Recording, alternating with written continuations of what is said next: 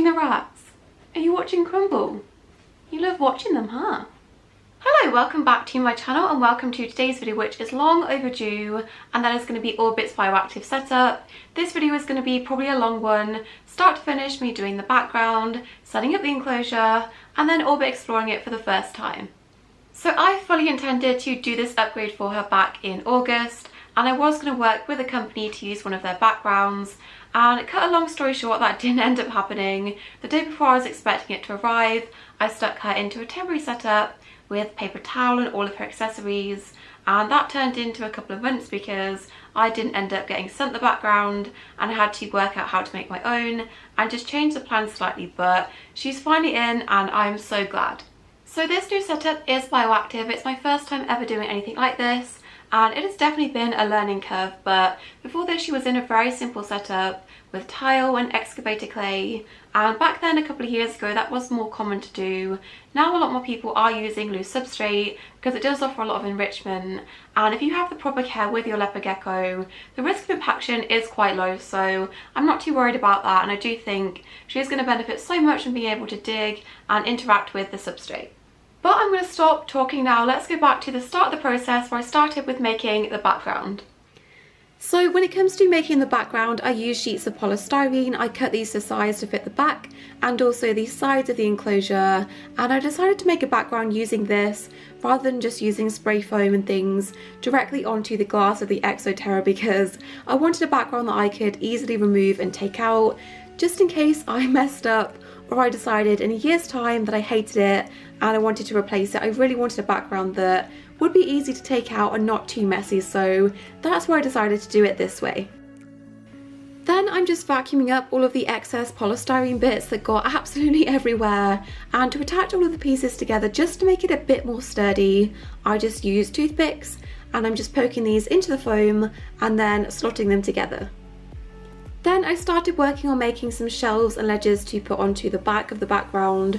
I really wanted her to have a background she could interact with and a climb on. That was really important for me, so I'm just using again the polystyrene sheets and drawing really random shapes that I can stack on top of each other and cutting these out with a knife. These I tried not to think about too much. I tried not to make them too circular or too perfect because rocks in nature are not perfect or circular, most rocks anyway, but I just tried to make these as random as possible and not think too much about what kind of shape to use. Once I did have them all cut out, I stacked a few on top of each other just to see what looked best and tried to come up with some sort of rock formation. So these are all of the ledges I came up with. Again, I just attached these with toothpicks, and these were temporary. I did take these out once they were properly attached, but I did also put toothpicks into the back, and this allowed me to really easily just slot them onto the background and hold them in place.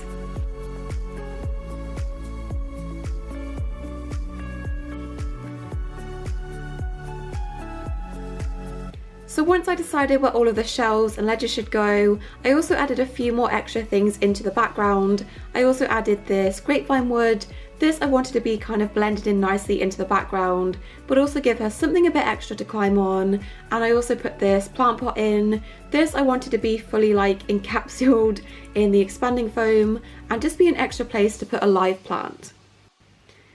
So then came time to do the expanding foam, and I've only ever done this once before in my life when I was doing work experience at a reptile shop, and I don't think I shook the can properly because not much came out to start with and I was really confused, and then all of a sudden a lot was coming out, and I did actually end up having to buy a second tube because I think I have the too much gene where you just can't stop something once you start. I always had to keep going back and adding more. I don't think that's necessarily a bad thing because if I was to do this a second time, I probably would add even more expanding foam because you can't add more once you're finished, but you can carve excess away. So probably would have actually added a bit more if I could have, but I ended up using about 1.5 cans of this on the background and also on the two side pieces. A lot more than I was expecting to, but this part was definitely the best. So I left this to completely dry for about a day or two, I think, and then here I am back again in my pajamas and my Mickey Mouse socks. Don't judge, this is me in my natural state, and all I'm doing here is carving away all of the like smooth surface of the expanding foam. You want it to all be like the rough foam that's underneath this. This is just so the grout can actually stick to a proper surface. It won't stick to like the shiny smooth surface that you get when you're finished with the expanding foam. You have to carve away all of the top layer, and then once I did that, I just went back in and started to try to carve actual shapes of rocks.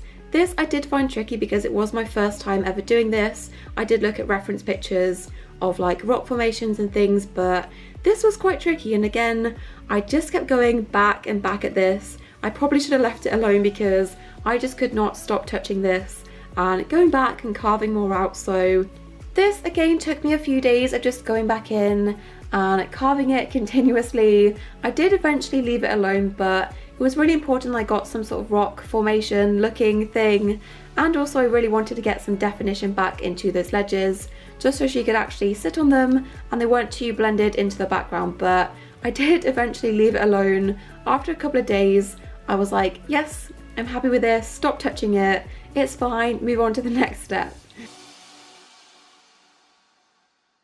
So when I decided that I was definitely finally done at this point, I just brushed off any of the excess expanding foam or polystyrene bits just to have a clean surface to attach the grout to, and this is what it looked like when it was finished.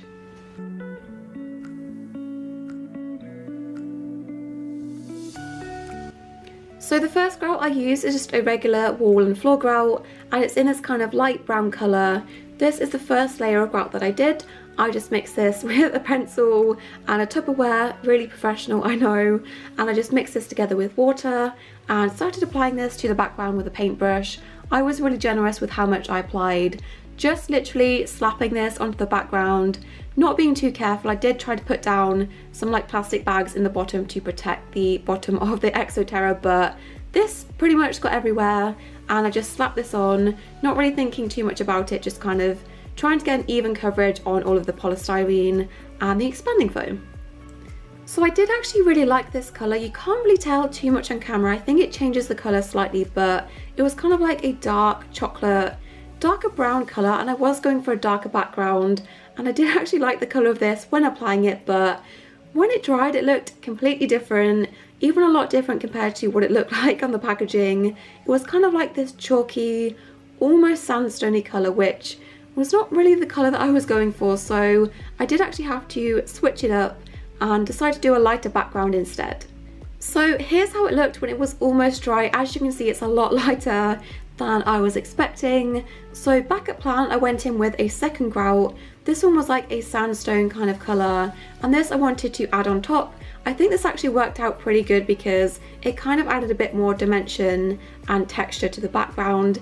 This I added on as kind of like a highlight colour, but mostly I did cover all of the background in this, and the kind of darker brown colour was peeking through in areas. So once that was done and the grout was completely dried, I did go back in with acrylic paints, and here's my little helper sat on my lap whilst I painted this. This I just added to add some shadows and a bit more depth and dimension to the background. I did actually mix this in with a bit of grout just to give it a bit more texture to this and to lighten it up slightly, but this I paid attention particularly to like the crevices and all of the cracks in the rocks. I also used a really dry brush just to lightly brush this over the top of the rocks, just to give it a bit more texture and make it stand out a bit more.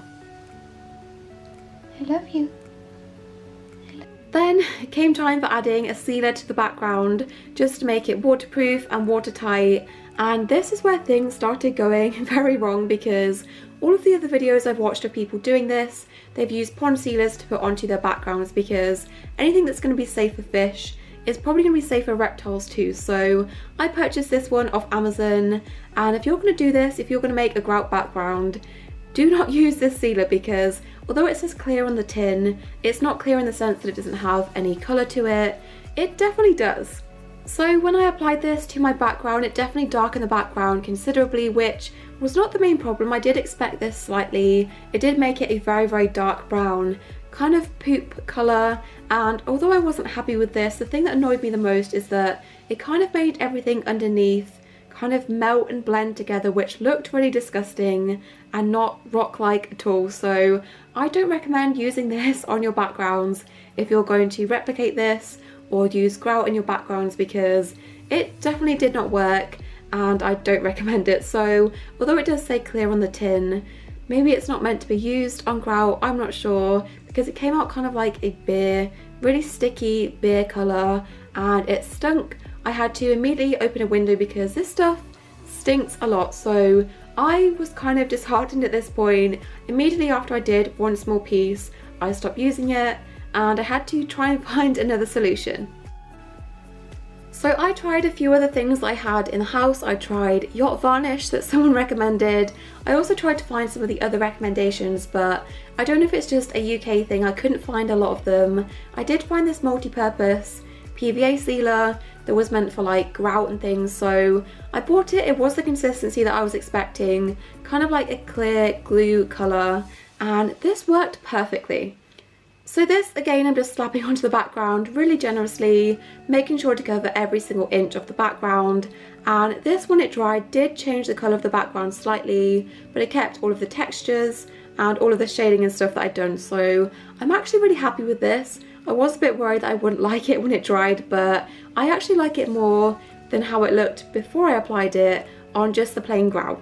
So this is my background, this is the finished result. This took me way longer than I expected. I wouldn't say that I love it. There's definitely a lot of things already that I would change if I did this again, but I think considering it's my first ever time doing anything completely like this, I don't think it's too bad. Okay, I'm leaving the background alone now. I'm going to start to add everything else in. I'm starting with a drainage layer, and for that I'm using these clay balls from Haverstack.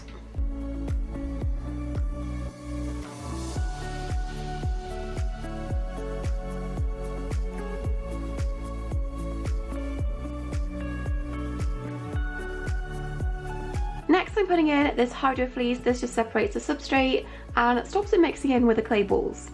Okay, that's in there. That was really difficult to do because the background is not straight and I had to cut it to fit the background, but let's put in the substrate. So the substrate I'm using is Earth Mix Arid by Arcadia, and I bought 2 bags of this, so hopefully that should be enough. So I did end up using 2 whole bags of the Earth Mix Arid. I probably could have squeezed a 3rd one in there if I hadn't done such a thick drainage layer, and the drainage layer looks ridiculous. I didn't realise until I got the soil in that the fleece bit was flipped up, and I tried to fix this and straighten it out and it just wasn't working, so it does look a bit ridiculous and I'm a bit annoyed about that. After that I put in some live plants. The first one I put in was this Carex or sedge grass. This I've had for months and I kind of forgot about it, but that hopefully means it will do really well in an arid setup. And this one I just put in the back corner to kind of cover up the parts of the background that I don't really like very much.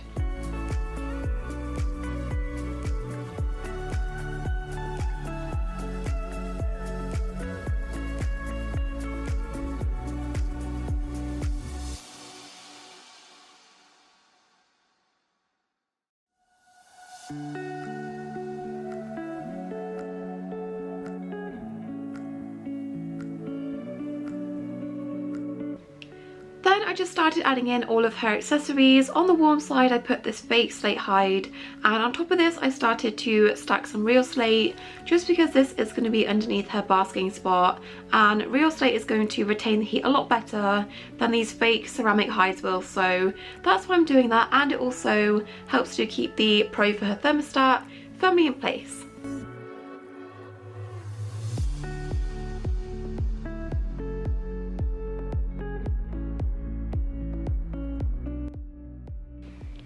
I also went back in afterwards and put some more slate underneath the hide, just in case she wants to bask underneath on the floor and not as high up. Then I also put in her humid hide, an air plant and a succulent. I also added another piece of slate at the front of the enclosure, and this I intend to use as a feeding area, just to have a smooth surface to feed her on that isn't the loose substrate.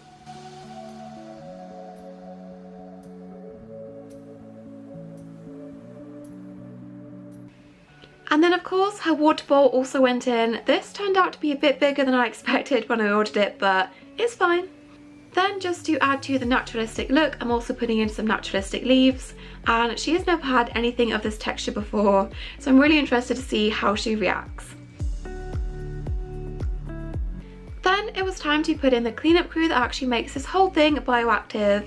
Starting with the springtails, these came in like a clay substrate and it was really hard to actually get them out of the pot. So I did have to tap this multiple times to kind of get them out and spread them into the substrate. Next up is isopods. I actually have a breeding colony of dairy cow isopods and I just took a few adults and babies from this and also their seed pod and put this into the enclosure.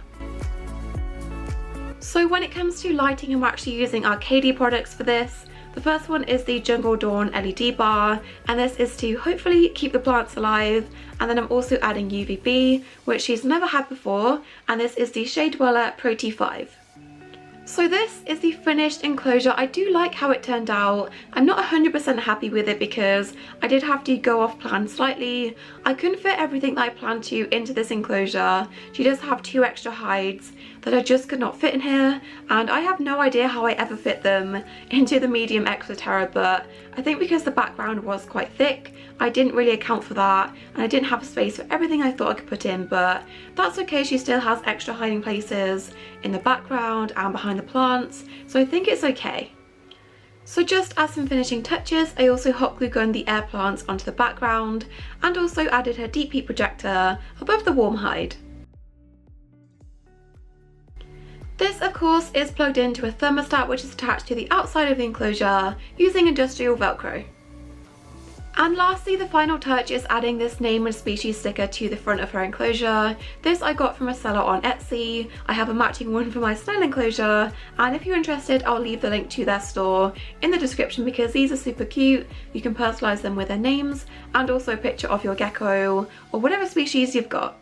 Very last but not least, I put her calcium source into the enclosure. For this, I'm using Arcadia's Calcium Pro Magnesium, and I realised I no longer have a bowl for this and had to use a bottle top, so there's that. Okay, so here's the current situation with her heating and her lighting.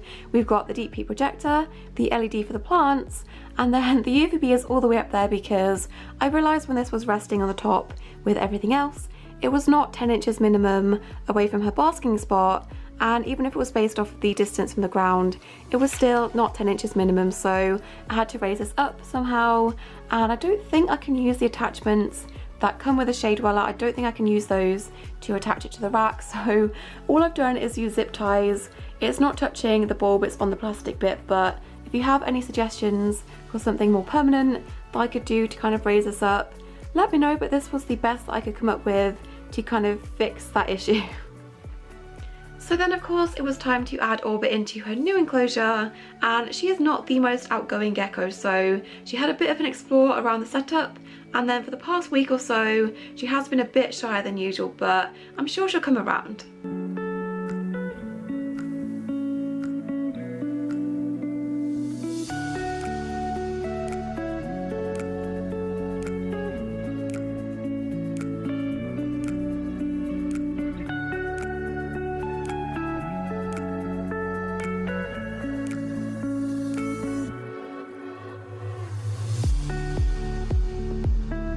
So that is it for today's video. I know it's been a long one and I'm just really glad that it's over and done with. I have learned so much from doing this process. There's definitely already things I would do differently next time if I ever do this again in the future, but I'm just really glad she's got an improved setup.